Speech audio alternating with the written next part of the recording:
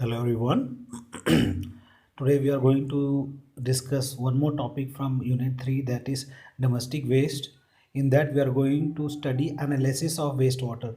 So we are going to analyze on the basis that how the waste is generated, उसमें क्या क्या उसके characteristics हो सकती है, उसको हम लोग अभी डिटेल्स इसमें पढ़ने जा रहे हैं. तो as we can see waste water. तो first of all let me introduce what is waste water. तो वेस्ट वाटर क्या होता है? The sewage water, the used water, as all we all know that as per the Indian standard code एक आदमी को इस्तेमाल करने के लिए 135 लीटर LPCD बोला जाता है. LPCD का मतलब होता है लीटर पर कैपिटा डिमांड. ठीक है, तो जिसमें से 5 लीटर हम लोग पीते हैं और 130 लीटर्स क्या होता है वो हमारा वेस्ट ही जाता है. कैसे वेस्ट जाता है? नहाने में, धोने में और फिर से बाथरूम में यूज़ करने से. तो ये सब जो क्या है ऑलमोस्ट 70 to 130 लीटर्स क्या होता है वेस्ट होता है. वो किसके द्वारा जाता है? सीवर पाइप के द्वारा होते हुए सीवरेज सिस्टम में जाता है. ठीक है, तो क्या होता है उसमें क्या होता है कचरा हो जाता है. ठीक है, उसमें इम्प्योरिटीज़ आ जाता है, फोम्स रहते हैं, लैथर रहते हैं और फिर से गंदगी रहती है. तो और फिज़िकल कैरेक्टरिस्टिक्स उसमें हो सकते हैं, बायोलॉजिकल हो सकते हैं और केमिकल हो सकते हैं. तो उसी के बारे में हम लोग आज डिटेल से इसमें पढ़ेंगे. तो सबसे पहला टॉपिक हम देखेंगे, आपने देखा वेस्ट वाटर का. इसका सबसे पहले हम लोग डिकम्पोजिशन ऑफ सीवेज पढ़ेंगे कि जो सीवेज में जो कचरा होता है उसको डिकम्पोज कैसे करते हैं, मीन्स उसको कैसे ऑर्गेनिक मैटर को कैसे हम लोग सड़ के उन लोगों को ख़त्म गल जाता है. तो कैसे होता है इसमें हम देखने जा रहे हैं. नंबर 1 पॉइंट है, most of the organic matter present in sewage is unstable and decompose readily through chemical as well as biological process. दो प्रकार से केमिकल प्रोसेस है और बायोलॉजिकल प्रोसेस से उन लोग दोनों में क्या होता है डिकम्पोजिशन होती है. तो डिकम्पोजिशन का एग्जांपल आप ले लीजिए. अगर एक पानी का बहाव है, एक नेचुरल फ्लो है, उसमें कुछ मरा हुआ जानवर तैर के जा रहा है तो धीरे धीरे डिकम्पोज होता है. किसके वजह से होता है? Biological action, that is bacteria उसको क्या खाता है, उससे क्या होता है धीरे धीरे वो सड़ के वो ख़त्म हो जाता है. तो सिमिलरली हम इसमें दो केस में पढ़ेंगे, एरोबिक डिकम्पोजिशन और दूसरा एनारोबिक डिकम्पोजिशन. तो बेसिक हमारा एरोबिक डिकम्पोजिशन का मतलब है कि जो भी bacteria in the presence of air और ऑक्सीजन में वो किसी भी वस्तु को क्या हो डिकम्पोज करे, उसको हम लोग क्या बोलते हैं? डिकम्पोजिशन बोलते हैं. कौन सा decomposition? Aerobic decomposition. Similarly anaerobic decomposition क्या है? एनारोबिक डिकम्पोजिशन है कि जो bacteria in the absence of air और किसी भी चीज़ को डिकम्पोज करे उसको हम लोग क्या बोलते हैं? Anaerobic decomposition. इसको एक और नाम से जानते हैं, उसका नाम है प्यूट्रीफिकेशन. ठीक है, तो इसके बारे में हम लोग अभी डिटेल से पढ़ेंगे.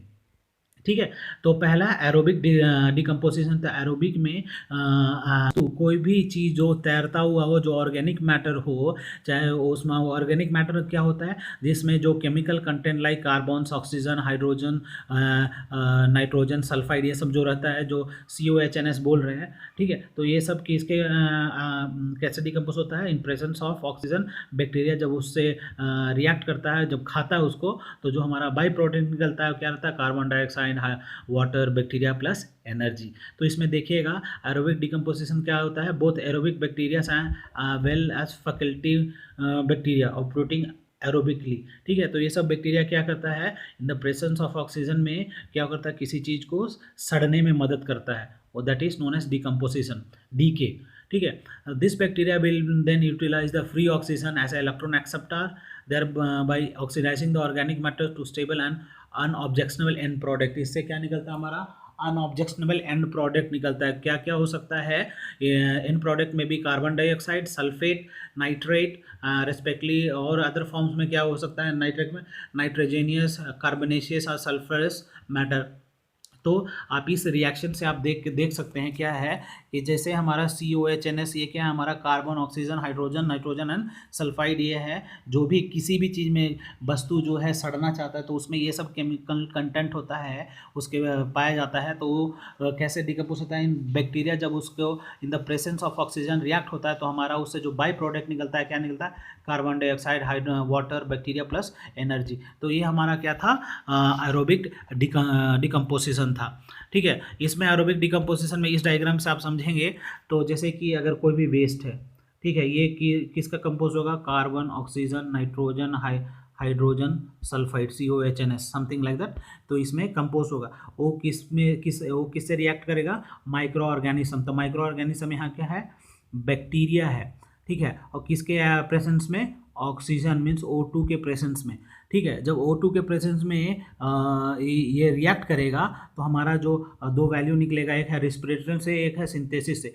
तो रिस्पिरेशन से जो हमारा निकलेगा वो उससे एनर्जी भी बाहर निकलेगा, और बाई प्रोडक्ट क्या हो जाएगा, carbon dioxide, sulphur dioxide, nitrogen oxide, water, energy, ये सब होगा। सिमिलरली इसमें से और ज़्यादा माइक्रो ऑर्गेनिज्म भी जन्म लेगा। तो ये था हमारा बेसिक एरोबिक डिकम्पोजिशन का। सिमिलरली इस डायग्राम से भी आप देख के सीख सकते हो।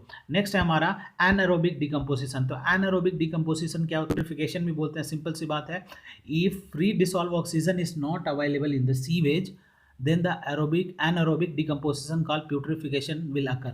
तो सिंपल सी बात है, जो हमारा जो पानी है जिसमें ऑक्सीजन ना हो, in the absence of oxygen, उसमें जो भी रिएक्शंस हो उसको हम लोग क्या बोलते हैं, एनारोबिक डिकम्पोजिशन। ठीक है, एनारोबिक बैक्टीरिया जो होता है उसको हम लोग एक और नाम से जानते हैं, फैकल्टेटिव बैक्टीरिया के नाम से भी जानते हैं। वो क्या होता है कि in the absence of air में वो किसी भी बाई प्रोडक्ट से लड़के और उसको डिकम्पोज करता है। उसका जो ऑर्गेनिक मैटर होता है, it can be compound of nitrogen, carbon और सल्फर का भी हो सकता है। ठीक है, तो इसमें नेक्स्ट है, this anaerobic bacteria survive by extracting the and consuming like nitrates and sulphate. ये जो उसमें जो बैक्टीरिया रहता है वो कैसे जीवित रहता है, उसमें से नाइट्रेट और सल्फेट को अपने में अंदर में लेके, और जो gases like ammonia, hydrogen sulphide, methane और also evolve in this decomposition. जो एनारोबिक डिकम्पोजिशन है उसमें जो गैसेस जो है वो भी इवॉल्व होता है, निकलता है, और उसका स्मेल क्या होता है, बहुत गंदा स्मेल होता है, वो ऑब्नेक्सियस बैड ऑर्डर को पैदा करता है। तो similarly you can understand anaerobic decomposition. ठीक है, एनारोबिक डिकम्पोजिशन में इस डायग्राम से हम देखेंगे चार प्रोसेस है, हाइड्रोलाइसिस, एसिडोजेनेसिस, एसिटोजेनेसिस एंड मिथेनोजेनेसिस। इसमें से हाइड्रोलाइसिस में क्या होता है, वाटर निकलता है, एसिडोजेनेसिस में एसिडिक निकलता है, एसीटोन्स में एसीटोन्स निकलता है, और मिथेन में CH4 का जो वैल्यू है, कार्बन और हाइड्रोजन का बाई प्रोडक्ट निकलता है। तो कैसे निकलता है आप देखिएगा, कोई भी चीज़, कोई भी अगर कोई सड़ना है in the absence of air में, तो उसमें क्या क्या कंटेन रहता है, इट कैन देह में आए प्रोटीन, कार्बोहाइड्रेट और फैट्स हो सकता है। ठीक है, तो जैसे जैसे उस पर रिएक्शन होगा तो उससे अमीनो एसिड, शुगर और फैटी एसिड्स भी निकलेगा। ठीक है, और सिमिलरली आप इस डायग्राम को थोड़ा बड़ा करके देख सकते हैं। इसमें इंटरमीडिएट क्या होता है, प्रोपेनिक एसिड और ब्यूटानिक एसिड। तो जब रिएक्टर होता है तो क्या निकलता है, अमीनो एसिड से एसिटिक एसिड निकलता है, फैटी एसिड से हाइड्रोजन निकलता है। अभी दोनों का जब रिएक्शन होता है तो उससे क्या निकलता है, हमारा मीथेन गैस निकलता है। तो इससे आप एनारोबिक डिकम्पोजिशन को समझ सकते हो कि हमारा इसको फैकल्टेटिव बैक्टीरिया के अंदर में क्या होता है, हमारा in the absence of oxygen हमारा डिकम्पोजिशन क्रिएट होता है। ठीक है, तो इसको हम लोग बोलते हैं एनारोबिक डिकम्पोजिशन। ठीक है, एनारोबिक डिकम्पोजिशन का 3 स्टेज होता है। कौन कौन सा स्टेज है, जैसे स्टेज 1 में कोई भी चीज़, कोई भी एंड प्रोडक्ट या रॉ मटेरियल जो डिकम्पोज होना है उसमें क्या रहता है, फैट्स रहता है, सेलुलोज रहता है और प्रोटीन्स रहता है। तो फैट्स कैसे डिकम्पोज होता है, उसको हम लोग सॉल्युबल कंपाउंड बोलते हैं। वो स्टेप 1 में क्या होता है, सॉल्युबल कंपाउंड होता है, और जब उसमें जब bacteria in the absence of air लगता है तो उससे क्या निकलता है, ऑर्गेनिक एसिड निकलता है, और जब वो आपस में रिएक्ट होता है तो उससे हमारा मीथेन गैस निकलता है। तो इस डायग्राम से आप समझ सकते हो। ठीक है, तो आपको बेसिक कॉन्सेप्ट आपको याद रखना है कि ये 3 स्टेजेस में होता है। इसमें क्या होता है, बैक्टीरिया, इसको हम किस नाम से जानते हैं, फैकल्टेटिव बैक्टीरिया के नाम से भी जानते हैं। इसमें क्या होता है, प्यूट्रिफिकेशन होता है। तो ये था एनारोबिक डिकम्पोजिशन का बेसिक कॉन्सेप्ट। ठीक है, नेक्स्ट हम जो पढ़ने जा रहे हैं कि उसका कैरेक्टरिस्टिक्स, ये तो हमारा था एरोबिक एनारोबिक का। अब हम पढ़ने जा रहे हैं कैरेक्टरिस्टिक्स किसका, सीवेज का। उसमें क्या होता है देखिएगा, sewage consist of various residential, public and industrial mixtures of waste water. जो आप समझ सकते हैं कि जो हमारा वेस्ट वाटर होता है वो कहाँ से कंसिस्ट करता है, द वाटर में be from residential area, public area और इंडस्ट्रियल एरिया। तो इसमें डिफरेंट टाइप्स का भी क्या होगा, गंदगी पाया जाता है। इट कैन बी ऑर्गेनिक और इट कैन बी इनऑर्गेनिक। और इसमें जो मटेरियल अवेलेबल रहेगा, it can be A dissolve solids और सस्पेंडेड सॉलिड्स, और किसी और फॉर्म का क्या होगा, वेस्ट होगा। तो इसी को हम लोग एग्जामिन करते हैं, कैरेक्टर्स को जानते हैं, और कैसे हम लोग सीवेज को ट्रीट करेंगे उसके बारे में हम लोग यहाँ पढ़ेंगे। और ताकि हमारा जो एफिशिएंटली उससे क्या होगा, हमारा पानी साफ होगा, तभी उसको आप नेचुरल में आप उसको डिस्चार्ज कर सकते हैं। ठीक है, तो ये बेसिक इंट्रोडक्शन था किसका, सीवेज ट्रीटमेंट का। तो इसमें हम लोग देखेंगे कैरेक्टरिस्टिक्स ऑफ सीवेज और वेस्ट वाटर। तो सिंपल सी बात है, ये तीन इसका बेसिक कॉन्सेप्ट है, physical characteristics, chemical characteristics and biological characteristics. इसको हम बेसिकली पूरे अच्छी तरह से जानने का कोशिश करेंगे। और आपको अगर कोई डाउट होगा तो आप हमें डाउट सेशन में पूछ सकते हैं, will have a doubt session also. और प्लस अगर कोई दिक्कत है तो यू कैन व्हाट्सएप मी और you can mail me any time. तो coming to the point, that is physical characteristic. तो फिजिकल कैरेक्टरिस्टिक क्या होता है, नंबर 1 पॉइंट है, आप ये सब फिजिकल कैरेक्टरिस्टिक्स है जो हम लोग देख सकते हैं, जो फील कर सकते हैं। दैट इज़ फिजिकल कैरेक्टरिस्टिक्स में क्या होगा, टोटल सॉलिड्स हो सकता है, टर्बिडिटी हो सकता है, कलर हो सकता है, टेम्परेचर हो सकता है, ऑर्डर हो सकता है। ठीक है, ये हर एक के बारे में, एक एक चीज़ के बारे में हम लोग पढ़ेंगे। तो नंबर 1 इज़ कलर। कलर क्या होता है, colour is due to suspended and other matter found in waste water. वो जो कलर, पानी का रंग जो बदल जाता है, as we all know water is transparent, लेकिन उसका कलर कब बदल जाता है, जब उसमें कोई भी कॉन्टेमिनेंट ऐड हो जाता है, लाइक मड हो जाता है, मड उसमेमें मिल जाता है, या कचड़े मिल जाते हैं, इफ्लुएंट्स मिल जाता है, और जो डायरेक्टली फैक्ट्री से जो डिस्चार्ज आता है उसको डिस्चार्ज होता है, तो उससे क्या होता है, उसका रंग बदल जाता है। तो आप जान सकते हैं कि इसमें लिखा है, if sewage is fresh it has a soap solution. अगर वो देखने में साफ़ सुथरा लग रहा है तो समझ लीजिए कि उसमें जो केमिकल कंटेंट होगा वो कहाँ से होगा, घर से हो, उसमें सोप का ज़्यादा मात्रा होगा, डिटर्जेंट का ज़्यादा मात्रा होगा। अगर जो पानी है ग्रे ब्राउन कलर का है तो दैट इज़ ग्रे ब्राउन दिखने में लगेगा। नेक्स्ट है डिकम्पोज सीवेज, क्या दिखेगा, डार्क ग्रे कलर। जैसे कि उसमें जो मटेरियल सफाई नहीं होता तो सड़ने लगता है, तो उसका कलर कैसा लगेगा, डार्क ग्रे कलर का दिखने लगेगा, काला पानी तरह के दिखने लगेगा। तो वो होता है आपका कलर। ठीक है, दूसरा है आपका ऑर्डर। ऑर्डर का मतलब होता है महक। महक हो तो वो क्या होगा, जैसे जैसे सड़ेगा, डार्क ग्रे कलर होगा तो उसमें से महक भी आना शुरू हो जाएगा। फ्रेश सीवेज से सोपी और ऑयली ऑर्डर। जो साफ़ सुथरा जो सीवेज है जहाँ पे पानी जा रहा है वो कैसा महक देगा, चाहे साबुन का महक आएगा, नहीं तो ऑयल का धमक वहाँ से आ सकता है। लेकिन जो सड़ने लगता है तो डार्क ग्रे कलर का होता है, उसमें से ऑफेंसिव ऑर्डर आ सकता है, वो किसका, हाइड्रोजन सल्फाइड। हाइड्रोजन सल्फाइड कैसा महकता है, सड़ा हुआ अंडा की तरह, और नहीं तो मीथेन की तरह। तो आप अंडरस्टैंड कर सकते हो कि उस कलर ऑर्डर महक कैसा होगा। एग्जाम्पल, आप मछली मार्केट ले लीजिए तो कितना गंदा महकता है, और नहीं तो सड़ा हुआ अंडा को स्मेल कीजिए वो कितना गंदा महकता है हाइड्रोजन सल्फाइड से। तो उसी प्रकार से उसमें से गंध आएगा। ठीक है, तो हो गया कलर मीन्स ऑर्डर। नेक्स्ट आप देख सकते हैं कि ये 2 कलर दिया हुआ है, एक जो दिख रहा है तो ये क्या है आपका, सिंपल सी बात है, सोप कंटेंट है। ये क्या है आपका, जो डार्क ग्रे दिख रहा है, ये हमारा किसके वजह से हो रहा है, इसमें से महक बहुत गंदा आएगा। ठीक है, नेक्स्ट है हमारा topic temperature. We all know जो temperature plays an important role, क्योंकि टेम्परेचर के बारे में हम ये बताना चाहते हैं कि जो भी पानी, ठीक है, अगर आप डिस्चार्ज करते हो तो उसका मिनिमम कितना डिग्री टेम्परेचर होना चाहिए, मैक्सिमम कितना होना चाहिए, 20 डिग्री सेल्सियस, उससे ज़्यादा नहीं होना चाहिए। अगर उससे ज़्यादा होगा, अगर उसको डायरेक्टली डिस्चार्ज करोगे तो उससे क्या हो सकता है, आपको जो एक्वेटिक लाइफ है उससे अफेक्ट हो सकता है। लेकिन इसमें लिखा हुआ है जनरली सीवेज है slightly higher temperature than the water which increase the biological activity 40 degree Celsius. तो सिंपल सी बात है, आप मैक्सिमम टू मैक्सिमम जो पानी डिस्चार्ज कर सकते हैं 40, लेकिन हमें एज पर IS कोड कितना पढ़ना है, 20 डिग्री सेल्सियस। 20 डिग्री सेल्सियस से ज़्यादा पानी अगर डिस्चार्ज करते हैं तो उससे हमारा क्या होता है, जो भी एक्वेटिक लाइफ है उससे अफेक्ट हो जाएगा और वहाँ की मछलियाँ मर जाएगी। अगर ज़्यादा हम लोग पानी को क्या करेंगे, हम लोग अगर हम लोग डिस्चार्ज करेंगे तो। ठीक है, नेक्स्ट है आपका turbidity. Turbidity also plays an important role. तो टर्बिडिटी क्या होता है, टर्बिडिटी का मतलब होता है कि जो पानी में कोई गंदगी मिला हुआ रहे उसको हम लोग टर्बिड वाटर बोल सकते हैं। फॉर एग्जाम्पल, टर्बिड वाटर में क्या होता है, वाटर और मड एक साथ हो जाता है तो लाल पानी की तरह दिखने लगता है, तो उसको हम लोग क्या बोलते हैं, टर्बिड वाटर बोलते हैं। इसमें हाईली सस्पेंडेड पार्टिकल्स अवेलेबल रहता है, ठीक है। तो उसको हम लोग क्या बोलेंगे, टर्बिडिटी बोलेंगे। तो टर्बिडिटी को हम लोग एक डायग्राम से देखने के लिए कोशिश करेंगे। यहाँ आप देख सकते हैं कि लाल पानी दिख रहा है, वो कब एग्जाम्पल सोन नदी को याद कीजिए, जब बाढ़ आता है तो उसमें क्या हो जाता है, वो मिट्टी के साथ लाल हो जाता है। तो सिमिलरली टर्बिडिटी भी क्या है, एक फिजिकल कैरेक्टरिस्टिक्स है किसका, वेस्ट वाटर का, ठीक है। तो आप इसको ध्यान में रखें। इसको जैसे टर्बिड वाटर को एग्जांपल के तौर पे अगर इसको एक ग्लास में ले लीजिए, कुछ देर के लिए छोड़ दीजिए, तो क्या होगा, गंदगी नीचे बैठ जाएगा, पानी साफ हो जाएगा। तो इसी को हम लोग बोलते हैं टर्बिडिटी बोलते हैं, और उस प्रोसेस से जो बैठता है उसको हम लोग सेडिमेंटेशन बोलते हैं। नेक्स्ट है सॉलिड्स। तो सॉलिड्स क्या होता है, सिंपल सी बात है। सॉलिड आप जानते हो कि 99.9% लिक्विड का 0.1% क्या होता है उसमें, और 0.1 से 0.5% तक सॉलिड हो सकता है। वो किसके वजह से होता है, जो हमारा घरों से डिस्चार्ज होता है, ठीक है।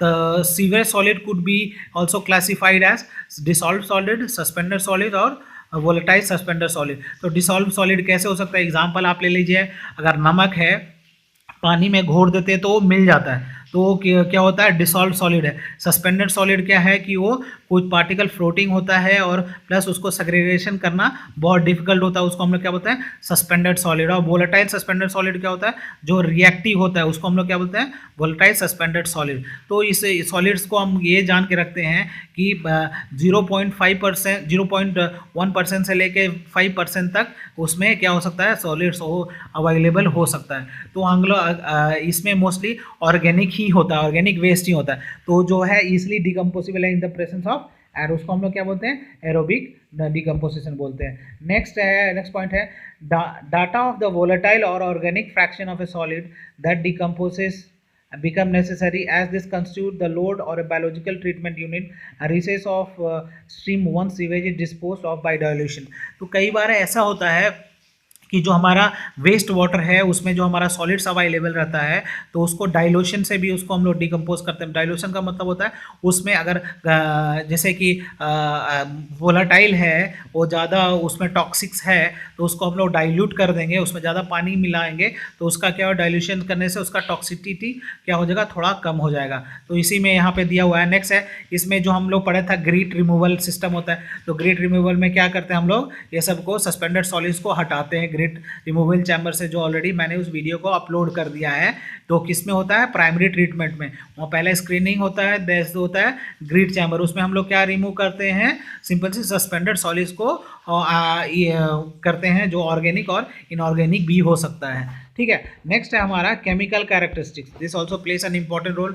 तो हमने फिजिकल कैरेक्टरिस्टिक्स में क्या क्या देखा, पहला था कलर, दूसरा था ऑर्डर, तीसरा था टेम्परेचर, चौथा था टर्बिडिटी, पांचवा था सॉलिड्स। तो 5 टाइप को देखा। सिमिलरली केमिकल कैरेक्टरिस्टिक्स में एक और हम आगे देखने जा रहे हैं। Sewage contains complex compound derive from urine, faeces, inorganic chemical. तो केमिकल कैरेक्टरिस्टिक कहाँ से आता है, पानी में कहाँ से मिलता है, सबसे पहले पेशाब से, टट्टी से, इनऑर्गेनिक केमिकल्स वहाँ से हमारा क्या होता है, सीवेज में आता है। तो वो क्या कंटेन करता है, केमिकल कंटेन करता है। कैसा प्रकार का केमिकल हो सकता है उसके बारे में हम लोग पढ़ेंगे। तो पहला हो सकता है पीएच, दूसरा होता है डिसॉल्व ऑक्सीजन, तीसरा होता है बायोकेमिकल ऑक्सीजन डिमांड, और चौथा होता है केमिकल ऑक्सीजन डिमांड। तो सबसे पहले हम देखेंगे पीएच। तो पीएच क्या था, पावर ऑफ हाइड्रोजन। ये हम सिंपल सी बात करते हैं, जो 7 के नीचे रहता है वो एसिडिक होता है, और 7 के ऊपर होता है बेसिक होता है, और नहीं तो अल्कलाइन होता है, और जो 7 होता है वो क्या होता है, न्यूट्रल होता है। तो हम जानते हैं कि जो हमारा पानी है अगर उसका पीएच वैल्यू 7 से नीचे है तो क्या है, एसिडिक हो सकता है, अगर 7 से ऊपर है तो क्या हो सकता है, बेसिक हो सकता है, उसमें लाइम की मात्रा ज़्यादा पाया हो जा सकता है। तो इसी में दिया हुआ है the hydrogen ion concentration express as pH scale. इसको हम लोग किससे मापते हैं, पीएच स्केल होता है, ठीक है। तो इसमें पीएच स्केल में हम लोग क्या कहते हैं, the pH scale of a raw sewage is within the vary of 5 to 8। 5 से अगर 8 के बीच में रहता है तो एसिडिक भी है और बेसिक भी है। तो उससे हम क्या पता कर सकते हैं, उसका पीएच वैल्यू को पता कर सकते हैं, ठीक है। नेक्स्ट है हमारा पीएच वैल्यू का डिसॉल्व ऑक्सीजन। तो डिसॉल्व ऑक्सीजन आपको ये बेसिक कॉन्सेप्ट पता याद रखना चाहिए कि जो भी पानी ट्रीटमेंट से आप निकालते हो तो उसमें एटलीस्ट 4 मिलीग्राम पर लीटर उसमें क्या रहना चाहिए, अवेलेबल ऑक्सीजन रहना चाहिए। अगर ऑक्सीजन अवेलेबल नहीं रहेगा तो उससे क्या हो जाएगा, जो मछली है वो मरने लगेगी। अगर वो मरेगा तो उससे क्या होगा, बीमारी फैलने लगेगा एक्वेटिक लाइफ में। तो इसमें यही लिखा है, it is the amount of oxygen dissolve in waste water present indicate the sewage is fresh or oxidation has been occurred after treatment. It is necessary to ensure at least 4 ppm of dissolved oxygen in stream in which treated wastewater is disposed, otherwise fish are likely to be killed.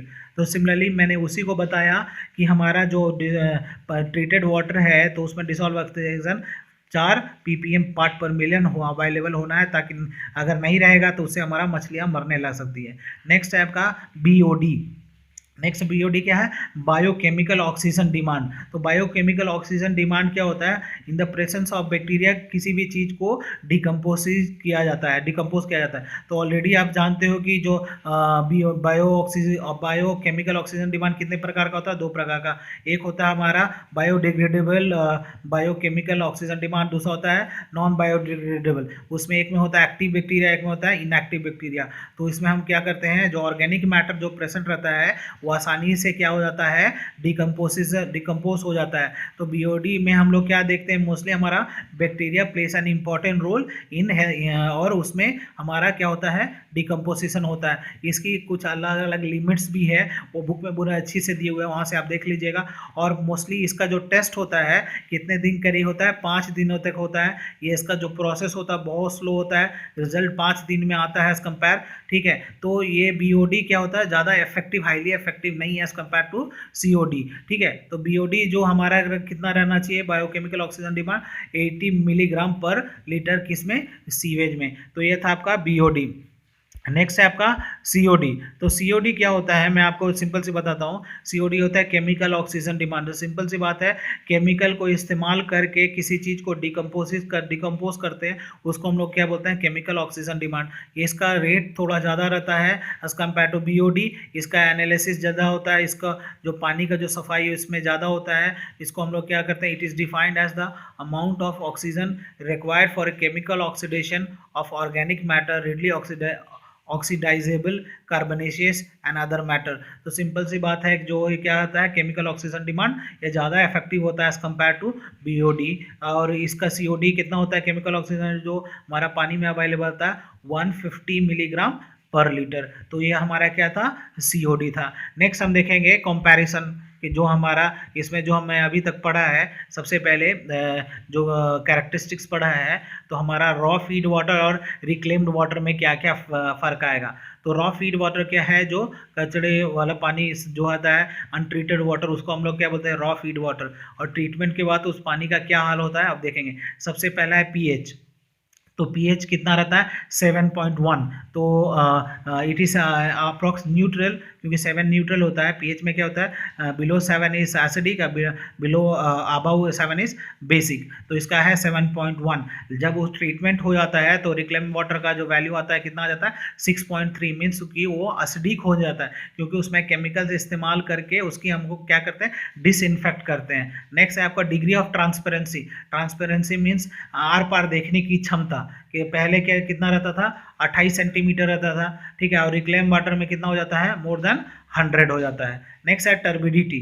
इसको हम लोग किस में नापते हैं, degree में नापते हैं। क्या होता है टर्बिडिटी, और टर्बिडिटी मीटर में जो हमारा गंदा पानी है उसमें कितना होता है, 16.1 डिग्री तक हो सकता है। और रिक्लेम वाटर में कितना होता है, शुड बी लेस देन 0.1। ठीक है, और जो महक उसको हम लोग क्या बोलते हैं, ऑर्डर बोलते हैं। तो वो क्या होता है, जो बिना रॉ फीड वाटर है उसका क्या रहेगा, गंदा स्मेल रहेगा।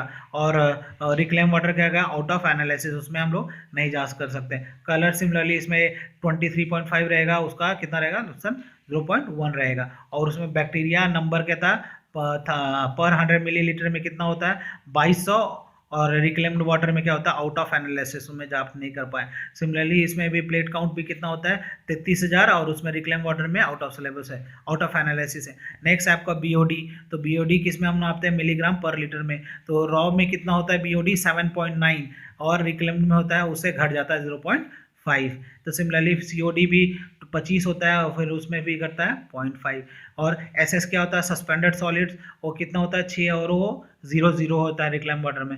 देन अगेन टीएन है, फिर अमोनिया है, और टोटल नाइट्रोजन और टोटल पोटेशियम, ये सब हम इसमें से जानते हैं। तो MBAS क्या होता है, सब्सटेंस कॉसिंग फोम।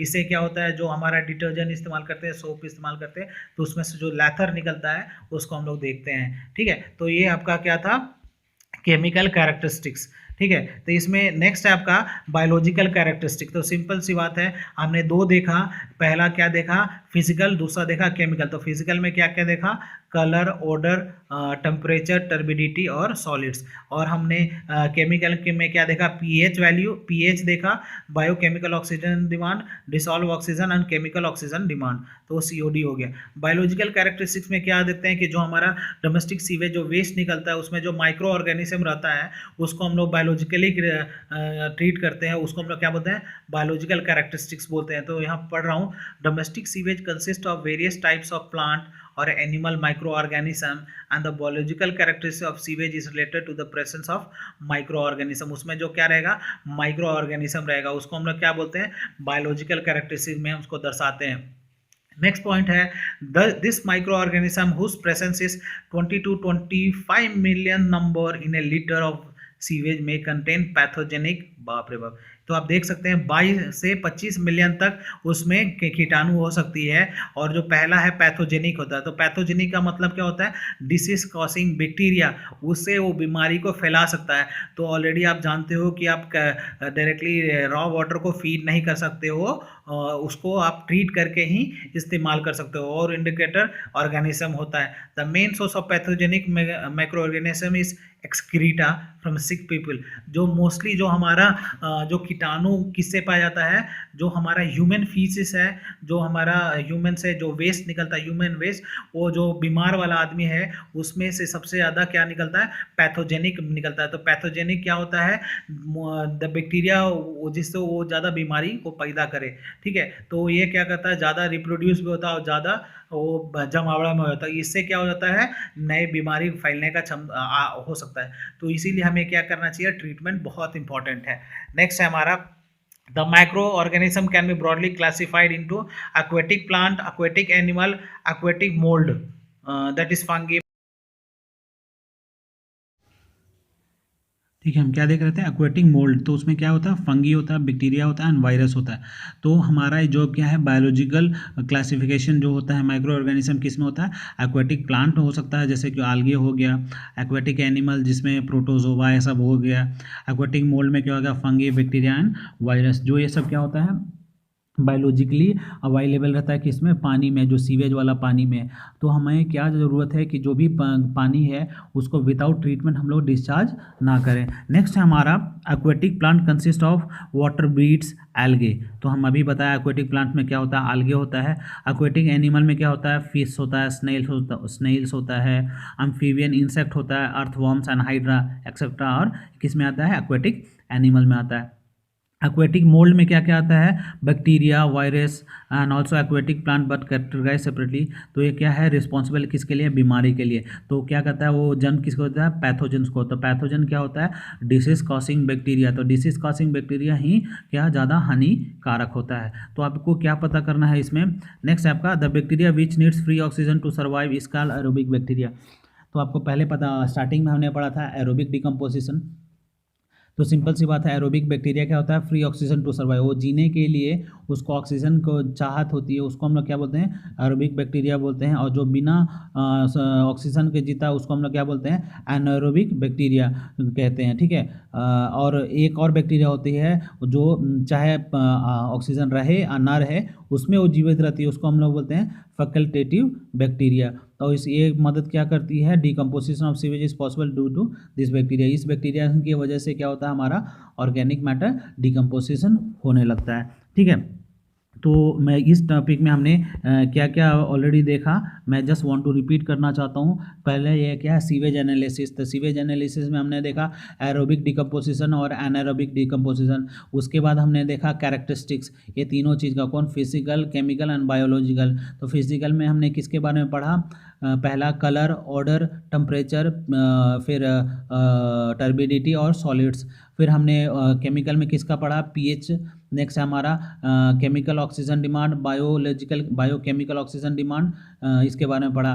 फिर हमने बायोलॉजिकल में किसके बारे में पढ़ा, जो हमारा क्लासिफाइड किस में है, एक्वेटिक प्लांट, एक्वेटिक एनिमल और एक्वा मोल्ड में। तो वो डिफरेंट टाइप का जो हमारा डिसीज कॉज करता है पानी में। तो ये बेसिकली हमारा कौन था, सीवेज एनालिसिस था। तो ये यूनिट 3 का one of the most important part है, ठीक है। तो आपको यूनिट 3 में बेसिकली आपको क्या क्या आपको पढ़ना था, सबसे पहले इंट्रोडक्शन ऑफ सीवेज हमने पढ़ा। उसके बाद हमने बिल्डिंग सैनिटेशन पढ़ा। बिल्डिंग सैनिटेशन के बाद हमने पढ़ा सीवेज सिस्टम पढ़ा। उसके बाद हमने पढ़ा सीवर अप्रेंटिसेस। फिर उसके बाद आता है ये sewage analysis and the last one आता है ट्रीटमेंट। तो हमारा ये सब सारा प्रोसेस से ही आपका पानी ट्रीटमेंट के लिए जाएगा, तभी आप पानी को ट्रीट कीजिएगा, सूटेबल होगा, तभी आप उसको पानी को नेचुरल स्ट्रीम में डिस्चार्ज कर सकते हैं। नहीं तो उसमें क्या होगा, उससे कई नई नई तरह की बीमारियां उत्पन्न हो सकती है, ठीक है। तो आप होपफुली समझ रहे हो, ठीक है। तो अगर आपको कोई भी डाउट आती है, you can ask me a question personally, I will try to help you out. Thank you, have a good day. घर पे रहिए, सुरक्षित रहिए, धन्यवाद।